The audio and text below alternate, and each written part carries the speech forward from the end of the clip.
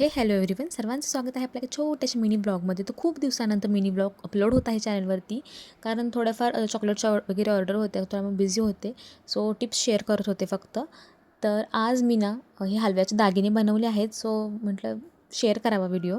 तर हे ना अगदीच घरच्या घरी सोप्या पद्धतीने फक्त ग्लुगनचा वापर केला आहे.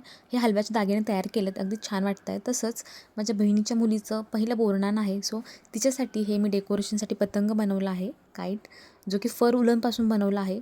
त्याच्यावरती लिहिलं आहे श्रीजाचे बोरनान आणि थोडंसं मिरर वर्क केलं आहे आणि अगदी सुंदर दिसतं हे. आणि वॉल जे असते ते वॉलला हे डेकोरेट केलं जातं, काहींना माहीतच असेल.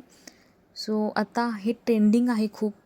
फर उलनचे जे काही डेकोरेशनचे आयटम्स असतात, तर हे सुद्धा होऊ शकते. तर घरच्या घरी ह्यासुद्धा गोष्टी आपण बनवू शकतो डेकोरेशनसाठी.